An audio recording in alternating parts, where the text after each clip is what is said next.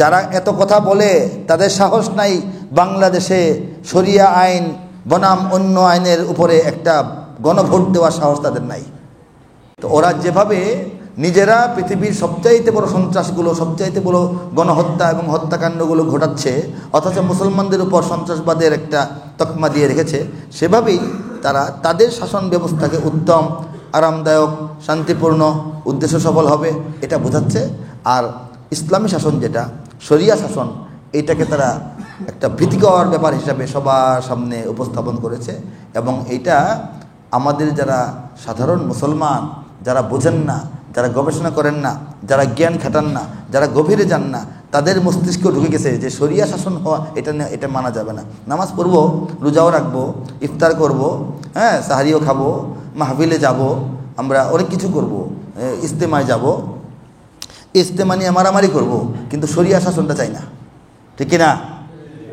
শরিয়া শাসনকে কারা ভয় পায় বাংলাদেশে বলেন তো? হিন্দুরা না মুসলমানরা? এটা দুঃখজনক না? মুসলমানরা আল্লাহর বিধানকে ভয় পাচ্ছে, মুসলমানরা শরীয়তের বিধানকে ভয় পাচ্ছে, মুসলমানরা আল্লাহর নবীর শাসনকে ভয় পাচ্ছে, মুসলমানরা খোলাফায়ে রাশেদার শাসন ব্যবস্থাকে ভয় পাচ্ছে। এই যে জিনিসটা, ভয় পাওয়া, সন্দেহ করা, দ্বিধান্বিত থাকা, এই চক্রান্তটাই তারা করেছে এবং সফল হয়েছে।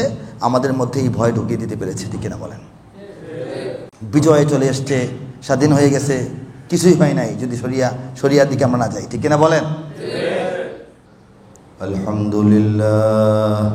আলহামদুলিল্লাহ নাহমাদুহু ওয়া নাস্তাঈনুহু ওয়া নাস্তাগফিরুহু ওয়া নু'মিনু বিহি ওয়া নাতাওয়াক্কালু আলাইহি ওয়া নাউযু বিল্লাহি মিন শুরুরি আনফুসিনা ওয়া মিন সাইয়্যাতি আ'মালিনা। من يهده الله فلا مضل له ومن يضلله فلا هادي له ونشهد أن لا إله إلا الله وحده لا شريك له ونشهد أن سيدنا ونبينا وحبيبنا وسندنا ومولانا محمدا عبده ورسوله صلى الله تعالى عليه وعلى آله وأصحابه وبارك وسلم تسليما كثيرا كثيرا الحمد لله সবাই উচ্চারণ করি আলহামদুলিল্লাহ। আল্লাহ রাব্বুল আলামিন আমাদেরকে সুস্পষ্ট ভাষায় বলেছেন, ইন্না রাব্বাকুমুল্লাহ, নিশ্চয়ই তোমাদের রব আল্লাহ, আল্লাযী খালাকাস সামাওয়াতি ওয়াল আরদ ফি সিত্তাতি আইয়াম, যিনি সমস্ত আকাশমণ্ডলী এবং জমিনগুলোকে তৈরি করেছেন 6 দিনে। বলেন সুবহানাল্লাহ। 6 দিনে। আমরা আল্লাহ যদি না জানাতেন আমরা জানতে পারতাম না যে আসমান, জমিন, পাহাড় পর্বত, সমুদ্রগুলো এবং সৌরজগতের যত কোটি কোটি কোটি কোটি বিষয় আছে, এইগুলি আল্লাহর সৃষ্টি হয়েছে 6 দিনে। আর সাধারণ সৃষ্টি, লতা পাতা, ফুল ফল, মানুষ ছাড়া অন্য সব প্রাণী জন্মগ্রহণ করে মরে যায়, সকালে ফুটে বিকালে ঝরে যায়, এই সব তিনি সৃষ্টি করেছেন কুন ফায়াকুন। এটা সৃষ্টি করতে সময় নেন নাই। বলেন হও, গোলাপ ফুলটা হয়ে যায়, হও হয়ে যায়। আর এই স্থায়ী জিনিসগুলো যেগুলো কিয়ামতের আগে যেগুলো ধ্বংস হবে না, এইগুলো 6 দিনে সৃষ্টি করেছেন। সুম্মা ইস্তাওয়া আলাল আরশ, এরপর তোমাদের আল্লাহ নিজে বলছেন, আমি আমার আরশে আজিমে অবস্থান গ্রহণ করি। বলেন সুবহানাল্লাহ। এই অবস্থান গ্রহণটা কীরকম এটা আমরা জানি না। আরশে আজিমটা কি একটা টুলের মতো না চেয়ারের মতো না কিছুর মতোই না, এটা আমরা জানি না। আল্লাহ বলছেন আরশ, আমার অবস্থানের জায়গার নাম আরশ। আমরা তো মনে করি এটা বোধহয় পায়া আছে, হাতল আছে, এটা আল্লাহ জানেন। এখানে আমি অবস্থান নিই। কীভাবে অবস্থান নেন? আমাদের মতো বসে? আমরা জানি না। আল্লাহ নিরাকার, আল্লাহ কেমন আমরা জানি না। তিনি বলেছেন আমি আমার অবস্থান স্থলে অবস্থান নিয়েছি, 6 দিন কাজ করে সব তৈরি করে আমি আমার জায়গায় গিয়ে অবস্থান গ্রহণ করেছি। আয়াতে কারিমা শেষাংশটা বলি, আলা, ওহে মানব মণ্ডলী, ভালো করে বোঝো, হুঁশিয়ার।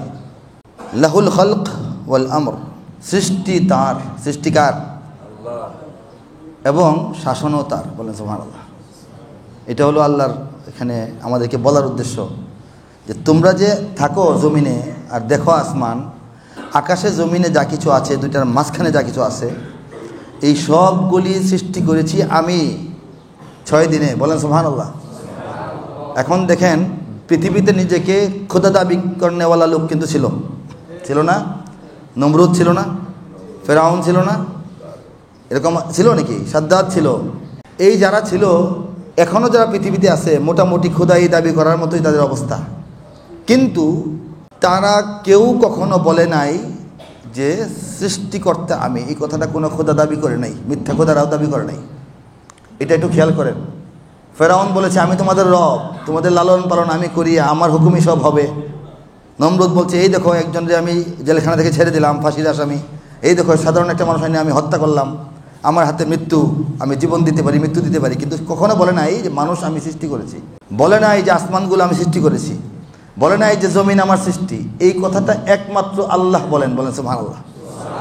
অন্যরা বলবে কিভাবে? এটা তো বলার কোনো ব্যবস্থা নাই, এটা বলার তো কোনো ব্যবস্থা নাই। আসমান সৃষ্টি করেছে, তার জন্য লাগায় আসমান, কি করে বলবে যে আসমান আমি সৃষ্টি করেছি? এই যে বাহাদুরিটা, এই যে অহং, এই যে গৌরব, এই যে ঘোষণা একমাত্র জেনে দিতে পারেন তাকেই আমরা আল্লাহ বলে জেনেছি এবং মেনেছি। এই জন্য আমরা সৌভাগ্যবান, অন্যরা পারে নাই। আল্লাহ বলেন যেহেতু সব আমার সৃষ্টি, সেহেতু সৃষ্টি যার, শাসন তার। এটা একটা স্লোগান, মুমিনদের স্লোগান, সৃষ্টি যার, শাসন তার। এটা আমাদেরও স্লোগান যে আল্লাহর সৃষ্টি, শাসন চলবে কার? আল্লাহর। কোরআনের অন্য জায়গায় আসছে ইনিল হুকমু ইল্লা লিল্লাহ। কথাটা একটাই, যে শাসন তো শুধুমাত্র আল্লাহর, শাসন ক্ষমতা শুধুমাত্র আল্লাহর। আল্লাহই শাসক, আল্লাহই শাসন করবেন, আল্লাহই শাসন করেন। গোটা দুনিয়াকে শাসন করার অধিকার একমাত্র কার? আল্লাহ। এখন আল্লাহ কিভাবে শাসন করবেন?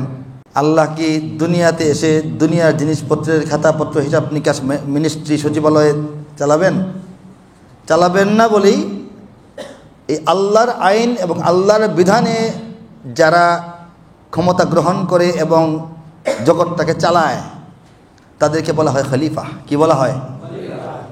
বাদশাহ তো বলা হয় না, রাজাধিরাজ বলা হয় না, সম্রাট বলা হয় না, খলিফা। সম্রাট ওমর ফারুক কে বলছে? কথা শুনছেন? খলিফা ওমর ফারুক বলি কিনা আমরা? কেন বলি? তিনি সম্রাট নন, যিনি সম্রাট তার প্রতিনিধি। বলেন সুবহানাল্লাহ। খলিফা অর্থ কি? প্রতিনিধি। আল্লাহই দুনিয়া চালাবেন, আল্লাহর আইনে যে ব্যক্তিটা দায়িত্ব নিয়ে চালাবে তিনি হচ্ছেন মুসলিম উম্মার খলিফা, এই দুনিয়াবাসীর খলিফা। বলেন সুবহানাল্লাহ। এই খলিফার কাজটা, খলিফার যে দায়িত্বটা, খলিফার যে কর্মকাণ্ডটা, খলিফার যে সাম্রাজ্যটা এবং সাম্রাজ্য চালানোর নীতি পদ্ধতি, সবটাকেই বলা হয় খেলাফত। কি বলা হয়? খেলাফত। খেলাফত মানে প্রতিনিধিত্ব, খলিফা মানে প্রতিনিধিত্ব। এবং প্রতিনিধি কার? আল্লাহর। আল্লাহর প্রতিনিধি কিভাবে? আল্লাহর আইন যদি শাসন হয়, আল্লাহর আইন যদি প্রতিষ্ঠিত হয়, তখন সেটা খেলাফা এবং খলিফা। এই হচ্ছে একটা মৌলিক ব্যাপার বললাম। শাসন ব্যাপারটা কি দেখেন, শাসনের উদ্দেশ্য কি? পৃথিবীতে যত শাসন আমরা দেখেছি, জুমার বয়ানে এত কথা বলা যায় না, সময় তো কম, সংক্ষেপে একটু টাচ করছি। পৃথিবীতে যত শাসন দেখেছি, ব্রিটিশ শাসন বিশাল এক সাম্রাজ্য এবং শাসন ছিল।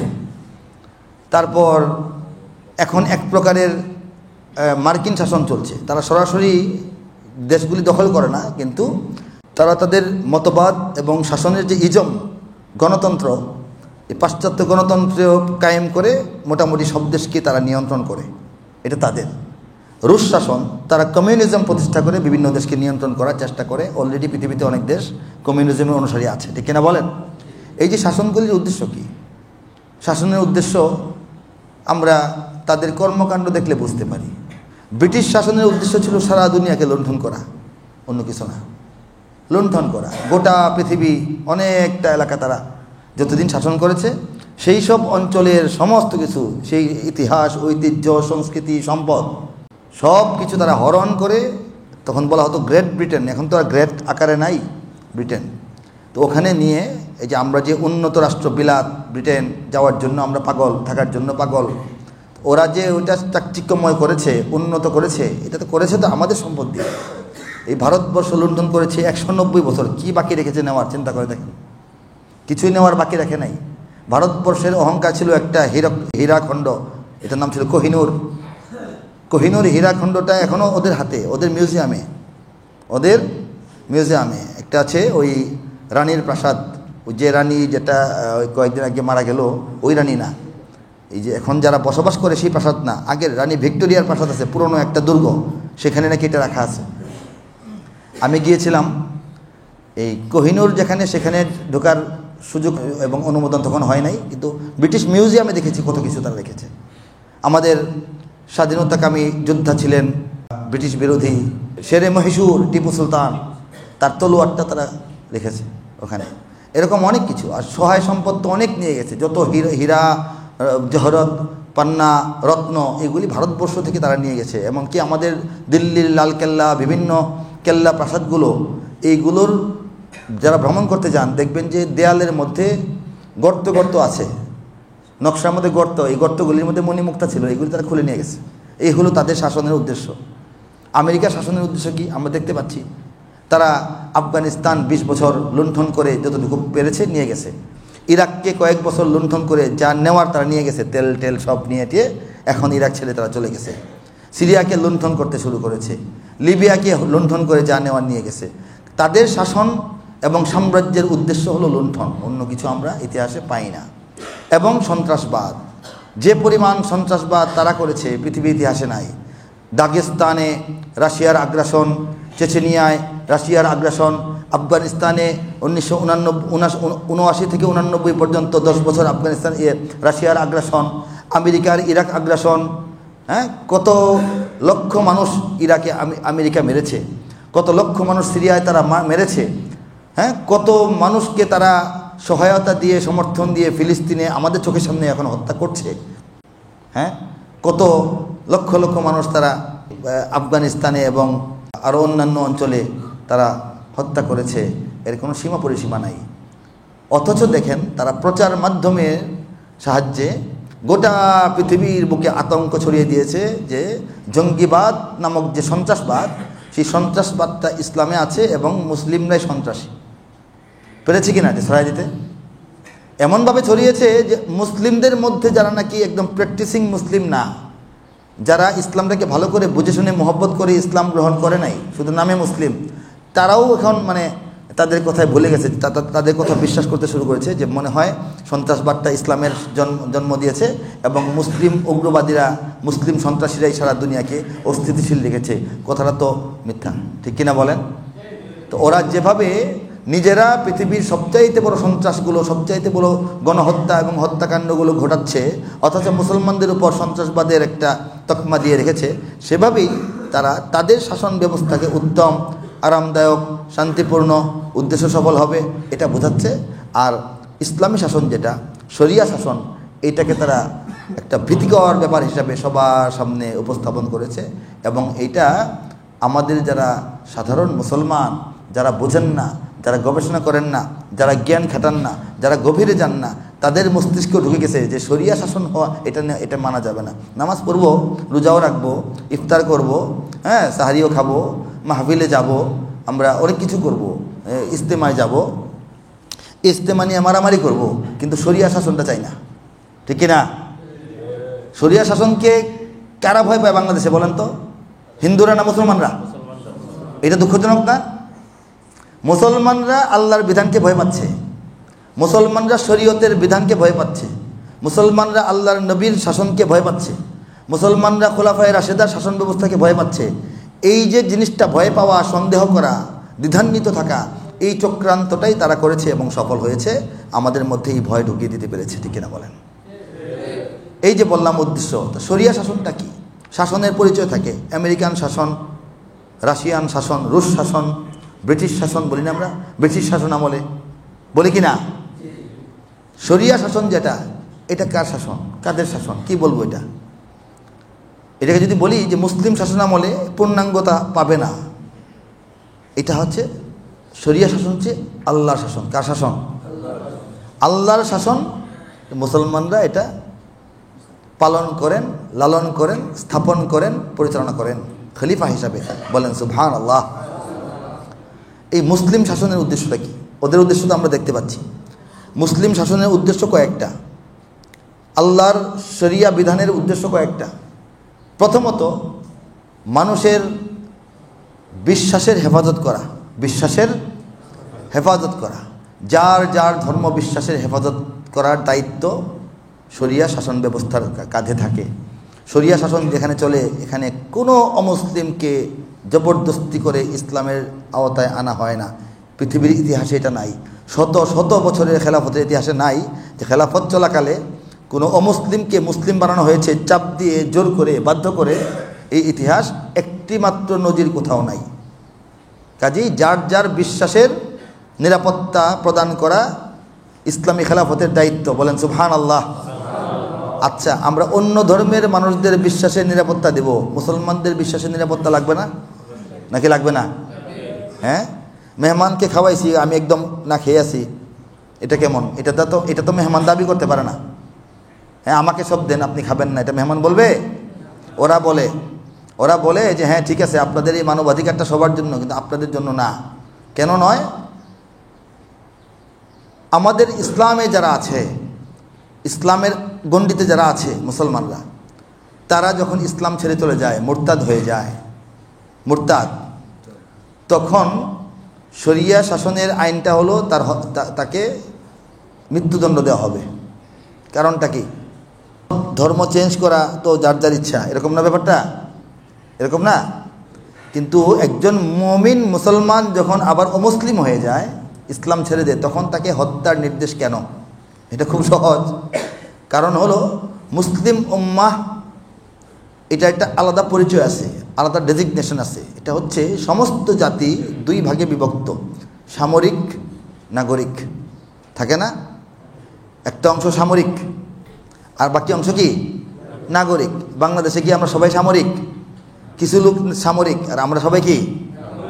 কিন্তু মুসলিম উম্মাহ পুরোটাই সামরিক। বলেন সুবহানাল্লাহ। মুসলিম উম্মাহ সিস্টেমটা হলো পুরোটাই সামরিক। যে কোনো মুসলিম সন্তান এই বালেগ হওয়ার পর, সামর্থ্যবান যখন বয়সটা হয়, শক্তি সামর্থ্য, তখনই তার সামরিক প্রশিক্ষণ নিতে হবে। এটা হলো খেলাফার নিয়ম ছিল।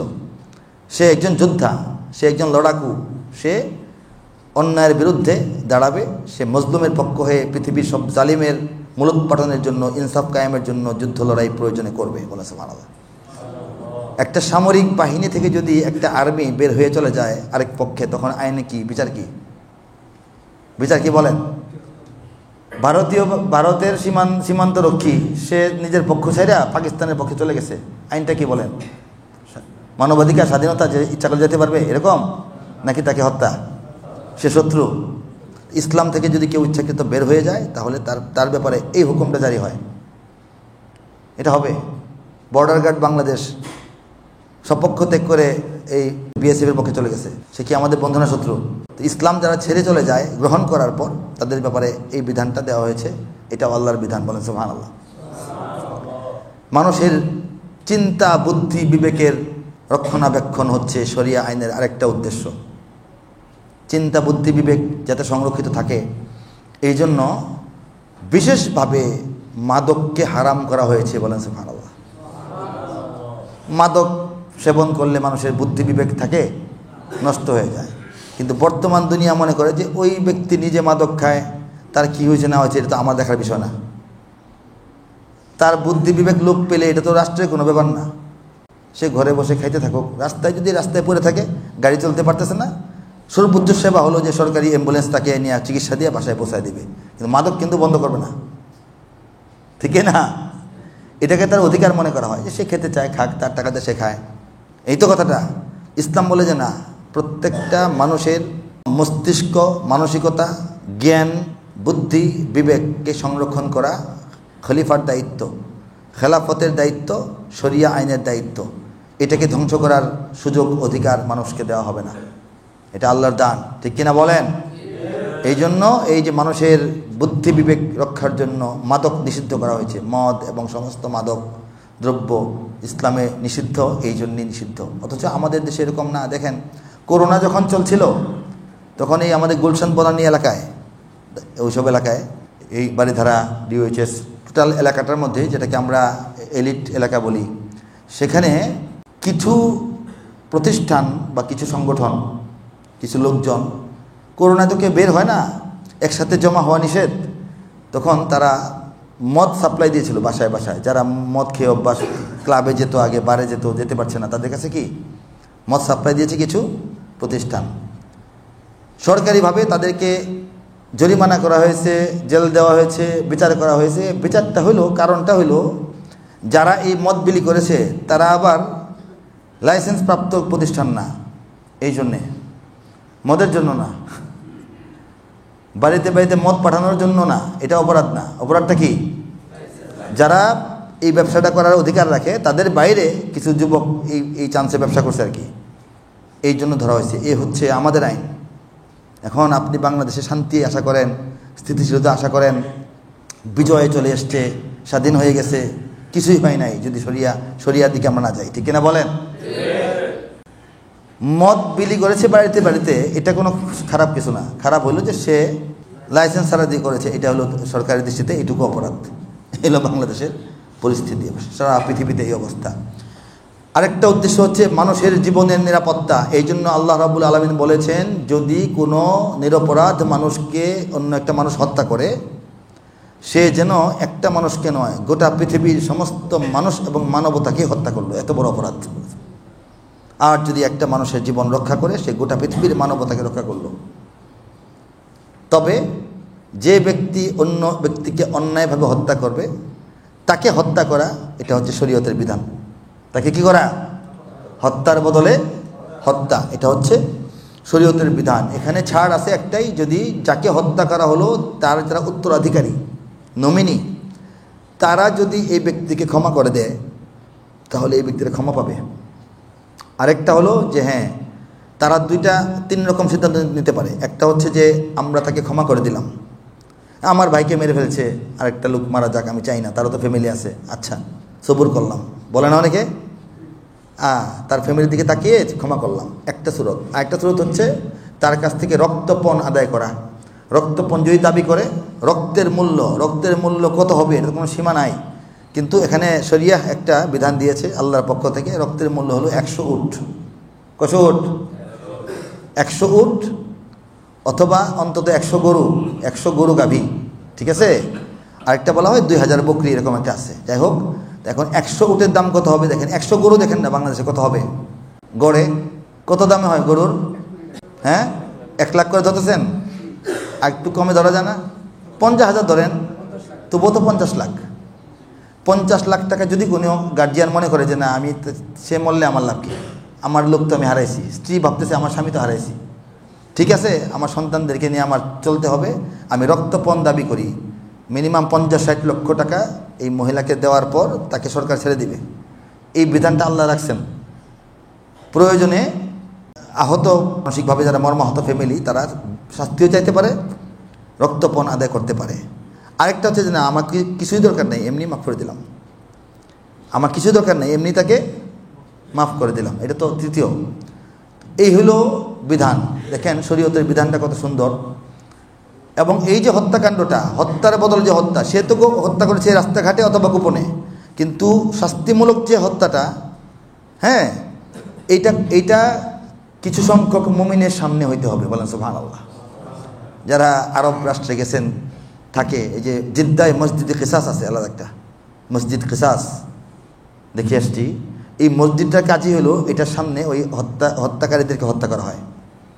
খুনের আসামি প্রমাণিত, সে ক্ষমা পায় নাই, তখন তাকে হত্যা করার জন্য বড় একটা ট্রাক ভরে কঙ্কর বালু নিয়ে আসে, এটা ঢেলে দেয়, এটা পরে বালুটা, এই কঙ্করের উপরে এই ব্যক্তিকে চোখ বেঁধে, পিছনে হাত বেঁধে, হাঁটু গেড়ে বসানো হয়। তারপর তার অপরাধ এটা পাঠ করে, এটা যে প্রমাণিত, এটা পাঠ করে তওবা করিয়ে এটা যে আল্লাহর বিধান, এই কথাটা বলা হয় যে এটা আল্লাহর বিধান, এই জন্য আমরা এটা পালন করতেছি। এটা বলার পর তরবারির আঘাতে তার শিরোচ্ছেদ করা হয়, শরীর থেকে মাথাটা আলাদা হয়ে যায়। 1 সেকেন্ড লাগে আর কি। বাচ্চাদের খতনা করার মতো। খতনা করলে তো বাচ্চা পরে একটু কষ্ট পায়, খতনাটা করতে 1 সেকেন্ড লাগে, পরে কিন্তু তার জলে ব্যথা করে, আছে না? কিন্তু যে ব্যক্তিটাকে এই মাথাটা আলাদা হয়ে যায় সে কিন্তু পরে আর 1 সেকেন্ডও ব্যথা পায় না। এটা বুঝেননি? তার তো ব্রেনের সাথে শরীরের সম্পর্ক নাই। সে আগে যে ভয় পাচ্ছিল এটাই তার শাস্তিটা। এটা 1 কোপে কেটে ফেলার পর তার তো আর কোনো অনুভূতি থাকে না, তার মস্তিষ্কের সঙ্গে তার শরীরের কোনো সম্পর্ক তো নাই। এটা কিন্তু সহজ, ফাঁসিটা কঠিন। ইসলামে তো ফাঁসি নাই, ইসলামে ফাঁসির বিধান নাই। ফাঁসিতে ঝুলিয়ে হত্যা করা, শাস্তি দেওয়া, এটা ইসলামের বিধান না, শরিয়ার বিধান না। ফাঁসিতে ঝুলিয়ে হত্যা করলে তো অন্যরকম একটা ব্যাপার। এটা হলো যে তুমি একজনকে দুনিয়া থেকে বিদায় করছো, তোমারও দুনিয়া থেকে বিদায় হতে হবে। সেই বিদায়টা কষ্ট দিয়ে করতে হবে এরকম না। তোমার শাস্তি এটাই, দুনিয়াতে তোমার থাকার অধিকার নাই। একজনের জীবন তুমি অফ করে দিছো, তোমার জীবনটা অফ করে দেওয়া হবে খুব সহজ, 1 কোপে। এটা হচ্ছে দক্ষ কারিগর দিয়া, দক্ষ জল্লাদ দিয়ে করা হয়, ধারালো তরবারি দিয়া। এইটা করার পর যে রক্ত রক্ত এখানে পড়ে, অনেক মানুষ দেখে, সাধারণ মানুষ যাদের আগ্রহ তারা আসেন দেখেন, ঠিক আছে। এরপর এটাকে বালু সহ উঠায়া আবার নিয়ে যাওয়া হয়, যেখানে রেখে দেওয়া হয়, কবরস্থ করা হয়। এই বিধানটা আরবে অনেক জায়গায় আছে। দেখেন এখন মনে হবে যে কত কষ্ট, নৃশংস। তো এই লোকটা যে ওই লোকটাকে মেরেছে, এটা নৃশংস না? হ্যাঁ, এটা বলে যান কেন অ্যামনেস্টি ইন্টারন্যাশনাল? এটা বলে যান কেন? তার অপরাধটা কি? আর তাকে এভাবে সাথে সাথে ধরে প্রমাণ করে আল্লাহর বিধানে যে হত্যা করা হলো, তাকে যে হত্যার বদলে শাস্তিস্বরূপ হত্যা করা হলো, এই দৃশ্যটা যে অন্তত 500-700 লোক দেখলো, এইরকম হত্যা তো বছরে একটা করতে হবে না, আপনার অপরাধ থাকবে না তো। খেলাফত শাসনামলে অনেক কম শিরোচ্ছেদ করতে হয়েছে, অনেক কম। আফগানিস্তানে এখন শরিয়া বিধান না, প্রতিদিন কি মানে শিরোচ্ছেদ করতে হচ্ছে প্রতিদিন, বছরে 1টা 2টা 3টা, তখন এটা প্রচারই হয়। আফগানিস্তানে শিরোচ্ছেদ হবে আর আমাদের বিশ্ব মিডিয়া প্রচার করবে না, এটা হতে পারে না, ঠিক কিনা বলেন? ওরা বলে যে হ্যাঁ 3 জনের বিচার হয়েছে, 4 জনকে দৌড়া মারা হয়েছে, বলে কি না? অপরাধ অনেক কম সংগঠিত হয়, অনেক কম। আফগানিস্তানে যখন মোল্লা ওমরের শাসন ছিল, এখন তো বিজয়ের পর আবার শাসন, যখন মোল্লা ওমরের শাসন 96 থেকে 2000 পর্যন্ত, পরে তো আমেরিকা আসলো, জোর করে আসলো, কেড়ে নিল। মোল্লা ওমরের শাসনের সময় বিদেশি পত্রিকায় নিউজ করেছে, সেই নিউজটা আবার বাংলাদেশের পত্রিকা অনুবাদ করেছে যে মোল্লারা ক্ষমতায় আসার পর, শরিয়া শাসন কায়েম করার পর খেলাধুলা, বিনোদন এগুলি বন্ধ। টিভি নাই, এই সিনেমা নাই, সিনেমা হল নাই, নাচ গান নাই, পার্টি নাই, মদ নাই, উৎসব নাই, ক্লাব নাই, আর যে আজাইরা খেলা, নামাজ টামাজ বাদ দিয়ে এই খেলাগুলি বন্ধ। তো মানুষের বিনোদন নাই। তারা কীভাবে লিখেছে দেখেন সুন্দর ব্যাপারটা। তারা বলছে একটা বিনোদন ছিল, কিন্তু শাসনের 1 বছর পর সেই বিনোদনটাও নাই। খুব কষ্টের কথা না? জানতে ইচ্ছে করতেছে না কোন বিনোদনটা ছিল? একটা বিনোদন ছিল যে মানুষের তো কাম কাজ নাই, খালি ভালো কাজ করে, ফালতু কাজের কোনো অপশন নাই। তারা জুমার দিন অপেক্ষা করে যে আজকে কোনো বিচার টিচার হবে কিনা, কোনো খুনের বদলা খুন হবে কিনা, কোনো অন্যায়কারীকে শরিয়া আইনে শাস্তি দেওয়া হবে কিনা, এটা দেখার জন্য মানুষ স্টেডিয়ামে ভিড় করতো। এটাই একটা মানে অনুষ্ঠান, ঠিক আছে। 1 বছরের মাথায় কোনো অপরাধী খুঁজে পাওয়া যাচ্ছে না যাকে এভাবে শিরোচ্ছেদ করা হবে। কাজে মানুষের এখন দেখার কিছুই নাই। 1 বছরের মাথায় আফগানিস্তান খুন, ধর্ষণ, অপহরণ মুক্ত হয়ে গিয়েছিল, বলুন সুবহানাল্লাহ। এখনও মুক্ত। খবর নিয়ে দেখেন, অভাব থাকতে পারে, দারিদ্র্য থাকতে পারে, কষ্ট থাকতে পারে, অশিক্ষা থাকতে পারে, অচিকিৎসা থাকতে পারে, এটার দায় পৃথিবীর দায়। ইচ্ছে করে তুমি তাকে মারবা, ইচ্ছে করে আটকে রাখবা, তাকে ভাল লাগে না, ইচ্ছা করে তুমি সাহায্য সহযোগিতা বন্ধ রাখবা, ইচ্ছা করে তাকে এক ঘরে করে রাখবা, এটা তার দায় নয়। সে তো তার দেশে আইনের শাসন কায়েম করতে পেরেছে, ঠিক কিনা বলেন? এরপর হচ্ছে হত্যার পর হচ্ছে গুম করে না, তারপরে কিডন্যাপ করে ফেলে। গুম কিডন্যাপ যদি করা হয়, এটারও শাস্তি হচ্ছে এই হত্যা। এই শাসনে আফগানিস্তান এবার শাসনে আসার পর প্রথম দিকেই 2-3 মাসের মধ্যেই আন্তর্জাতিক মিডিয়ায় দেখবেন একজন ভাই সাক্ষাৎকার দিচ্ছেন যে আমার আপন ভাই, তাকে অপহরণ করেছিল, অপহরণ করতে না পারে গুলি করে মেরে ফেলেছিল। তার মেয়ে, ছোট মেয়ের কোমরে গুলি লাগে এবং সে এখন চলতে পারে না। এক ভাই বলতেছে, আমার আপন ভাইকে অপহরণ করতে না পেরে গুলি করে মেরেছে সন্ত্রাসীরা, তার সাথে তার মেয়েকে গুলি করেছে, কোমরে গুলিবিদ্ধ, সে এখন অচল, প্যারালাইজড হয়ে গেছে। এই শোকে আমার আম্মা মারা গেছেন স্ট্রোক করে। এখন দেখেন, দুইটা জীবন তো দুনিয়া থেকে বিদায়, আর একটা জীবন, একটা মেয়ে মানুষ ছোট, তার জীবনটা অন্ধকার। যারা করেছে শাস্তি দরকার কিনা বলেন? দরকার কিনা? এদেরকে আপনি নির্মম শাস্তি দিবেন আল্লাহর হুকুমে, তখন দয়া দেখাতে আসবে আমাদের মানবাধিকার সংগঠনগুলো। এটা কি আমরা মেনে নেব? আফগান তালেবানরা তাদেরকে গ্রেফতার করেছে, 4 জন অপরাধী, 4 জনকে আফগানিস্তানের 4টা বিভাগীয় শহরে, তারা বোধহয় প্রদেশ বলে, যে মনে করেন চিটাগাং একজন, ঢাকা একজন, ওই সিলেটে একজন, খুলনা একজন, এরকম 4 জনকে 4 জায়গায় ক্রেনের, তাদেরকে হত্যাকাণ্ড যেভাবে করতে হয় করে ক্রেনের মধ্যে লাশ ঝুলিয়ে রেখে 2-3 দিন মানুষকে দেখাইছে। তারপর লাশ যা করার দাফন করেছে। এই অপহরণ বা কিডন্যাপ ব্যাপারটা আফগানিস্তানে আর ঘটে নাই গত 3 বছরে। প্রথম ঘটেছিল, বিচারটা হয়ে গেছে মানুষের সামনে, আর ঘটে নাই। 21-এ আসছিল না তালেবানরা ক্ষমতায়, 22, 23, 24 অপহরণ বা কিডন্যাপের আরেকটা কেসও নাই, কোনো আদালত, কোনো থানায় নাই তাদের। এই কাজটা কেউ করে নাই। ধর্ষণ বিচার কি? হত্যা প্রমাণিত হবে, জোরপূর্বক জুলুম করে তুমি সম্ভ্রমহানি করেছ একজন নারীর, এটার শাস্তি ইসলাম কি দিয়েছে? হত্যা। কিসের জেল? ধর্ষণের আবার জেল খেটে আবার আসবে, এটা ইসলামে রাখা হয় নাই। এরপর হচ্ছে আরও কিছু বিধান, এটা হচ্ছে বেত্রাঘাত, এটা হচ্ছে ওই যে ব্যভিচার যদি হয়, ঠিক আছে, ইচ্ছাকৃতভাবে যৌনাচার যদি হয়, নারী পুরুষ ব্যভিচার, সেটা যদি অবিবাহিতদের মধ্যে হয়, তরুণ তরুণী, ইয়াং জেনারেশন, তাহলে 80টা করে বেত্রাঘাত জনসমক্ষে, তার মান সম্মান ঐতিহ্য যাতে একদম ধুলায় মিশে যায়, আর সে একটা প্রতীকী শাস্তি যাতে পায়, এবং তাকে দেখে যাতে আরও কোটি কোটি মানুষ শিক্ষা পায় যে এই কাজে যাওয়া যাবে না, ঠিক আছে না?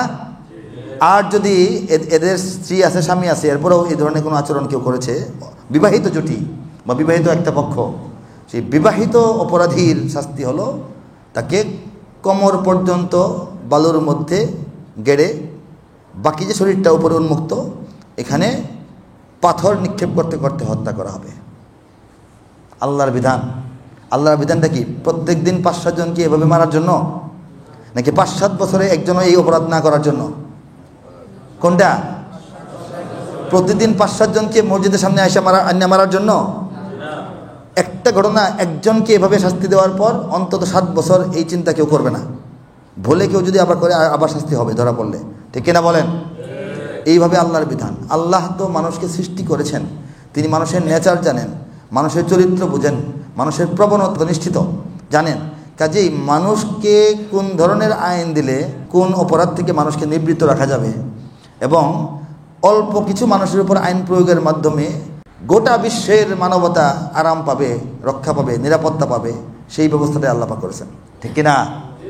তোমাদের জন্য রয়েছে কিসাসের মধ্যে রয়েছে জীবন। আল্লাহ পাক বলেছেন কথাটা, যে খুনের বদলা যে শাস্তিমূলক খুন, এই খুনটার মধ্যে তোমাদের জন্য হায়াত আছে, জীবন আছে। বলেন সুবহানাল্লাহ। অর্থ কি? অর্থ হলো যে এই হত্যাকাণ্ডটা যখন রাষ্ট্রীয়ভাবে করা হবে, হত্যার বদলে হত্যা, শাস্তিমূলক হত্যা, এই হত্যাটা মনে হয় একটা হত্যা, কিন্তু এর দ্বারা অনেক অপরাধী অপরাধ ছেড়ে দিবে, ঠিক আছে? এবং যে ব্যক্তিটাকে হত্যা করা হলো, তাকে হত্যা করা না হলে সে জেল খেটে বের হয়ে আরও এই ধরনের হত্যা করত, এই মানুষগুলি বেঁচে গেল। আর তার দেখা দেখি যে খারাপ লোকগুলি ভালো হয়ে গেল, তারা ভালো না হলে ওই খারাপ লোকগুলি অন্তত একটা খুন করে তারপর ধরা পড়তো, তারা খুনটা করলোই না, ভালো হয়ে গেল, অনেক লোক বাঁচলো না। কাজেই যে মরল তার হাত থেকে অনেকে বাঁচলো, যারা বেঁচে থাকলো তাদের মধ্যে অপরাধ দূরীভূত হয়ে যাওয়ার কারণে আরও কোটি কোটি লোকের জীবন নিরাপদ হলো। এই হচ্ছে আল্লাহর ইচ্ছা, আল্লাহর বিধান, ঠিক কিনা বলেন? এই যে আল্লাহর বিধানটা শরিয়া আইন আমরা বলি, এই শরিয়া আইনের ভয় ভীতি আমাদের সমাজে মুসলমানদের মধ্যেই তারা ঢুকিয়ে দিয়েছে, যে জন্যে আমাদের এত কষ্ট করতে হয় মানুষকে বোঝাতে শরিয়া আইন। হ্যাঁ, মুসলমানরা তো পাগল হয়ে যাওয়ার কথা যে হ্যাঁ শরিয়া আইন চাই, পাগল হয়ে যাওয়ার কথা। তবে আশার বাণী হলো, যদি বাংলাদেশে সরাসরি গণভোট হয়, একটা বিষয়ের উপরে সমস্ত জাতি ভোট দিবে, পার্টি টাটি নাই, ঠিক আছে? হ্যাঁ বা না বলেন, হ্যাঁ না ভোট, যে বাংলাদেশে কি আল্লাহর বিধানগুলি এই, খুনের শাস্তি এই, ধর্ষণের শাস্তি এই, ব্যভিচারের শাস্তি এই, অপবাদ দেওয়ার শাস্তি এই, মানুষকে সন্ত্রাস করার শাস্তি এই। আর দুটো শাস্তির কথা বলে দিই, যারা চুরি করে, এই চোরের শাস্তি হলো হাত কাটা। এটা ব্যাখ্যা সাপেক্ষ, আরেকদিন বলবো। চোর কাকে বলে? অভাবের তাড়নায় যে ব্যক্তি চুরি করলো তার হাত কাটা হবে না, বরং সে কেন অভাবে রইল এই জন্য খলিফাকে আদালত থেকে দাঁড়াইতে হবে, তার এলাকার দায়িত্বশীল কমিশনার সাহেবকে দাঁড়াইতে হবে যে তোমার এলাকায় একটা লোক কোনো কাজও পায় না, সাহায্য পায় না, সে বেকার থাকলো কেন, বা সে সাহায্য পাইল না কেন, বা তোমার তালিকায় তার নাম নাই কেন, সে চুরি ছাড়া উপায় নাই, এরকম হইল কেন? এটার জবাব আপনি দেন। আর যারা স্বভাবের কারণে করে, অভাব নয়, চুরি তার স্বভাব, তার আছে, সে বিল্ডিং বানায় ফেলছে, এরপরও সে চুরি বলতে কি বোঝেন? এই যে পকেট মার চুরি শুধু এটাই না, পুকুর চুরি, সাগর চুরি, হ্যাঁ, ইনস্টিটিউশনের সব টাকা চুরি করে ফেলা, প্রতিষ্ঠানের সব টাকা চুরি করে ফেলা, বিদেশি সাহায্যের টাকা চুরি করে ফেলা, বরাদ্দের টাকা চুরি করে ফেলা, বিশাল চুরি মানে আত্মসাৎ। চুরি বলতে খালি ওই যে ছিটকে চুরি বুঝবেন না, গাড়ির একটা আয়না খুলে নিয়ে গেছে তার আইনে হাত কাটা হবে, ব্যাপারটা এরকম না, ঠিক আছে? চুরি বলতে আত্মসাৎ তো রাষ্ট্রীয় পর্যায়ে পর্যন্ত হয়েছে, বাংলাদেশে হয়নি, হাজার কোটি টাকা আত্মসাৎ। এই ব্যক্তিগুলির কি, তাদেরকে জনগণের সামনে চিরকালের জন্য লজ্জিত করার জন্য এবং মনে রাখার জন্য হাত কাটা হবে। এটা হচ্ছে চুরির একটা ব্যাখ্যা আছে, কোন প্রকারের চুরি। এবং খেলাফত আমলে হাত কাটতে হয়েছে মানুষের সংখ্যা অতি কম, অনেক কম। হাত কাটা মানুষের সংখ্যা কি অনেক কম। মনে তো হয় যে তাহলে তো প্রতিদিন 5-7টা হাত এই মহল্লাতেই কাটা হবে, সুর তো ভরা, এরকম না ব্যাপারটা। এটা একটা ব্যাখ্যা বিশ্লেষণ আছে। এইগুলি জনগণকে বলা হয় না, খালি এই হাত কেটে ফেলবে। মানুষ মনে করে যে এখানে গেলে বোধহয় আমার বাসারও 2-4 জনের হাত কাটা হবে, এটা ভয় লেগে যায়, তাই না? ব্যাপারটা এরকম না। ডাকাতি, জোর করে মানুষের সম্পদ হরণ করা, ঠিক আছে? এই ডাকাতির শাস্তি হচ্ছে ডান হাত বাম পা, মানে সন্ত্রাস করে যে আত্মসাৎ করে, একটা হচ্ছে যে গোপনে করে, একটা সন্ত্রাস, জোর করে আপনাকে ঘায়েল করে, চাকু ধরে, পিস্তল ধরে, ছিনতাই যেটাকে বলে, চাঁদাবাজি, এই টাকা বের কর, হ্যাঁ, ড্রয়ের থেকে টাকা নিয়ে গেল, পিস্তল ধরে আপনার কাছ থেকে ব্যাংক লুট করে ফেললো। এটা হচ্ছে ডান হাত বাম পা, উল্টা, ডান হাতটা কাটবে, বাম পাটা কাটবে, ঘোষণা দিয়ে মানুষের সামনে। আর যারা রাহাজানিটা করে এবং হত্যাও করে, দুইটা একসাথে করে, এমনি খুন করার জন্য যায় নাই, সে লুট করার জন্য খুন করেছে, আছে না? খুন করে লুট করে, এদের শাস্তি হচ্ছে এভাবে তাদেরকে কাটাও হবে এবং শুলে চড়িয়ে মৃত্যুদণ্ড দেওয়া হবে, ঠিক আছে? এক বৈঠকে বলতেছি, কিন্তু এগুলি তো আইন কানুনের ক্ষেত্র আলাদা, ব্যক্তি আলাদা, ঘটনা আলাদা, মাত্রা আলাদা। সেই মোতাবেক আইনজ্ঞ যারা, শরিয়ার যারা আইনবিদ, তারা তো কম করবেন, বেশি করবেন, আগে করবেন, পরে করবেন। একটা আইন তো এক জায়গায় থাকে না, কিন্তু মৌলিক বিধানটা এটা। কেস তো সব একরকম না, ঠিক কিনা বলেন? চুরির পরিমাণ সমান একরকম না। একবার 10,000 টাকা চুরি করছে, একবার 10,000 কোটি টাকা চুরি করছে, এইগুলি তারা বিচার বিশ্লেষণ করবেন। কিন্তু আইন এরকম আছে। মিথ্যা অপবাদ দেওয়া একজনের নামে, দেখে প্রমাণ করতে পারলেন না, খামাখা অপবাদ দিয়েছেন, 80টা বেত্রাঘাত করা হবে, আপনাকে চাবুক মারা হবে জনগণের সামনে। আপনি একদম সোজা হয়ে যাবেন, জীবনে আপনার সন্তান ওই কাজ করবে না, আপনার গোষ্ঠী কেউ করবে না, যে আমার বড় বাপে খামাখা এক বেটার নামে কথা বইলা মারি খেয়েছিল মসজিদের সামনে এলাকায়, ঠিক কিনা বলেন? এই সমাজকে শান্ত এবং সঠিক রাখার জন্য, ভালো মানুষ বানায় রাখার জন্য আল্লাহ পাকে আইন দিয়েছেন, সুবহানাল্লাহ। এই আইনকে ভয় পাবে চোর, ভয় পাবে ডাকাত, ভয় পাবে এই যারা নাকি মিথ্যা কথা ছড়ায়, গীবত করে খামাখা, ওরা ভয় পাবে লুটেরা, ভয় পাবে চাঁদাবাজ, ভয় পাবে খুনিরা, ভয় পাবে কিডন্যাপার যারা, তারা ভয় পাবে যারা নাকি অসৎ ব্যবসায়ী, তারা। আমাদের তো ভয় পাওয়ার কথা না। যদি ভোট হয় বাংলাদেশে, যেখানে কি এই শরিয়া শাসন আইন কায়েম হবে, নাকি অমুক আইন তমুক আইন, যদি এটা হয়, আমরা আশা করি যে এই দেশের মানুষ 80% মানুষ শরিয়া আইনটাকে পইরা বোঝার পর হ্যাঁ ভোট দেবে, এটা আমরা আশা করি। এটা কায়েমের আন্দোলনে মানুষ যায় না, কিন্তু যখন দুইটা আইন পাশাপাশি দেওয়া হবে, এটা আল্লাহর আইন, আল্লাহ আমাদের সৃষ্টিকর্তা, তিনি এই আইন দিয়েছেন। আমাদের এই প্রবলেম সমাজে আমরা নিজেরই কষ্টে থাকি, এই কষ্টগুলি সলভ হবে এই আইন যদি কায়েম হয়। খেলাফত আমলে এইভাবে কায়েম হতো, এই জন্য খেলাফত আমল ছিল শান্ত। যখন আমাদের মুসলমানদের খেলাফত বড় আকার ধারণ করলো, বিশাল সীমানা পৃথিবীতে মুসলমানদের, সীমানার এক মাথা থেকে আরেক মাথায় যাইতে দ্রুতগামী ঘোড়ায় 300 দিন লাগতো। 300 দিন, একটা চিঠি পাঠাইতে 300 দিন। রাজধানী যদি মাঝে হয় অন্তত 100-150 দিন লাগতো চিঠিটা পৌঁছতে। 5 মাস সময়, 4 মাস সময়। তখন তো ওই যে ফোন করে এখানে সমস্যা 999 ছিল না, তো ছিল। তাহলে এই 300 দিনে সফর করতে হয় ঘোড়া দিয়ে, দ্রুতগামী ঘোড়া দিয়ে। ওই সাম্রাজ্যটা শান্তিপূর্ণ ছিল কিভাবে? চুরি নাই, ডাকাতি নাই, খুন নাই, ধর্ষণ নাই, অপহরণ নাই, লুটপাট নাই, অপবাদ দেওয়ার কোনো নিয়ম নাই, সাহস নেই কারো। কেমনে চলতো? আল্লাহর আইনে চলতো, বলেন সুবহানাল্লাহ। আল্লাহর আইন মাঝে মাঝে দেখানো হতো, বাস ঠান্ডা। এখানে এত থানা পুলিশ দৌড়াদৌড়ি মোটর বাইক দরকার ছিল না, তো এটা এমনিতেই ঠান্ডা। আর এখন যে আধুনিক জমানা, এখন তো এটা প্রয়োগ করা আরও সহজ, মানুষকে জানানো আরও সহজ। একটা ফাঁসির বিচার হচ্ছে, এই 100-200 মানুষ জমা হয়ে দেখে, এখন তো গোটা জাতি দেখতে পারবে, এটা লাইভ দেখানো যাবে, ঠিক কিনা বলেন?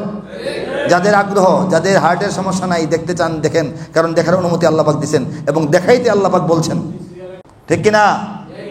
এই হলো বিষয়।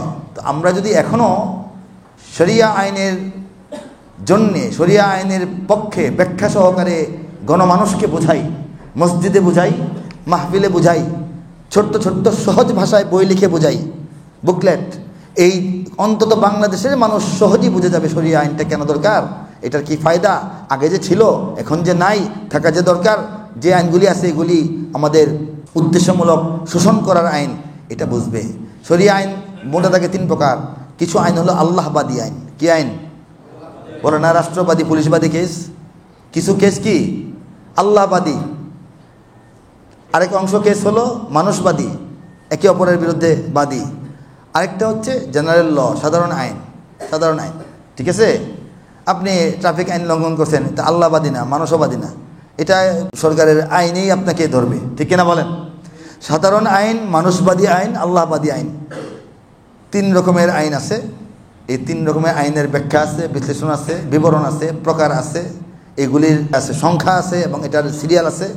এইগুলি গবেষণা করে যদি ইসলামী আইনে রাষ্ট্র এবং বিচার ব্যবস্থা চলে, তাহলে পৃথিবীর যে কোনো ভূখণ্ড, বাংলাদেশ সহ গোটা দুনিয়া যদি খেলাফতের অধীনে এসে একটা রাষ্ট্র হয়, এই একটা রাষ্ট্রের আইন শৃঙ্খলা ব্যবস্থা কন্ট্রোলে রাখা আল্লাহর সাহায্যে অতি সহজ, বলেন সুবহানাল্লাহ। কিন্তু তারা করবে না। যারা এত কথা বলে, তাদের সাহস নাই বাংলাদেশে শরিয়া আইন বনাম অন্য আইনের উপরে একটা গণভোট দেওয়ার সাহস তাদের নাই। তাদের কি সাহস নাই? এই যে সংবিধান সংস্কার হচ্ছে না, জানেন না সবাই? সংবিধান সংস্কারের গোপন একটা মিটিংয়ের তথ্য, ওখানে আপনারা নাম বলবো না, মসজিদে একজন ব্যক্তি, তিনি একটা প্রতিষ্ঠানের প্রধান, তিনি বলেছেন যে না না না, একবার কথা হয়েছিল যে সংবিধানটা সংস্করণের পর যে এভাবে হবে নাকি এভাবে হবে, 2টা রকম তৈরি করেন, 2টা সেট, তারপর এটা গণভোট দিয়ে দেন, তাহলে আর কথা থাকবে না। মানুষ যেটা পছন্দ করে জনগণ ভোট দেবে, এটাই সংবিধান, ঠিক আছে? কিছু অপশন, যে এভাবে না এভাবে, এভাবে না এটা না এটা, এটা না এটা, অপশন দিয়ে গণভোট দিয়ে দেন, সংবিধান পাস হয়ে যাবে। তিনি পুরা না করেছেন যে না না, এখানে তো কিছু আলেম ওলামা যুক্ত হয়েছে, কিছু পরামর্শ আসতেছে ইসলামী, হ্যাঁ, তো এটা যদি জনগণের সামনে দেন তাহলে কিন্তু আপনারা হেরে যাবেন, ইসলাম বিজয়ী হয়ে যাবে। বাংলাদেশে যদি জনগণের সামনে সংবিধানটা দেওয়া হয়, তাহলে এদেশের মানুষকে যাই মনে করেন, যে দল যে মতি করুক, ইসলাম বিপরীতে আরেকটা কিছু এখন রায় দিতে হবে, রায়ের দায়িত্ব আসছে, সেখানে মানুষ ইসলামের পক্ষে রায় দেওয়া দিবে, সাবধান। এটা কিন্তু ভয়ের ব্যাপার, এটা এত সহজ না, এটা এই লাইনে যাওয়া যাবে না, এই লাইনে গেলে আমাদের সমস্যা আছে, এই কথাটা ব্যক্তির বলা। তো চিন্তা করে দেখেন, পশ্চিমারাও বাংলাদেশটা এভাবেই চিন্তা করে, বাংলাদেশে গণভোটে যাওয়া যাবে না, গণভোটে যাওয়া যাবে না, ওই পচা রাজনীতি, এই অসৎ রাজনীতি চলতে হবে, যে অসৎ রাজনীতি পার হয়ে ইসলামপন্থীরা কখনোই আগে আসতে পারবে না। এটা হলো তাদের হিসাব। তো রাজনীতিতে ইসলামপন্থীরা কবে যাবে না যাবে এটা পরের কথা, রাজনীতিটা তো আমরা এখানে ব্যাখ্যা করব না, এখান থেকে পরামর্শ দেব না, ঠিক আছে। কিন্তু কথা হলো ইসলামের কথা তো বলতে হবে। শরিয়া আইন, শরিয়া বিধান এবং ইসলামী রাষ্ট্র ব্যবস্থা, ইসলামী অর্থ ব্যবস্থা, ইসলামী ব্যবসা বাণিজ্য ব্যবস্থা, ইসলামী আইন ও বিচার, ইসলামী পররাষ্ট্রনীতি, এইগুলির উপর কথা, বক্তব্য, লেখা, আলোচনা, আওয়ামকে, সর্বসাধারণ মুসলমানদেরকে বোঝানো সমস্ত আলেমদের এখন দায়িত্ব হয়ে গেছে, ঠিক কিনা বলেন? আল্লাহ পাক সবাইকে আস্তে আস্তে দ্বীনের পথে সবাইকে বুঝিয়ে শুনিয়ে নিয়ে আসার তৌফিক দান করুন। ওয়া আখিরু দাওয়ানা আনিল হামদুলিল্লাহি রাব্বিল আলামিন ওয়াসসালাতু ওয়াসসালামু আলা সাইয়্যিদিল মুরসালিন। আসসালামু আলাইকুম ওয়া রাহমাতুল্লাহি ওয়া বারাকাতুহু।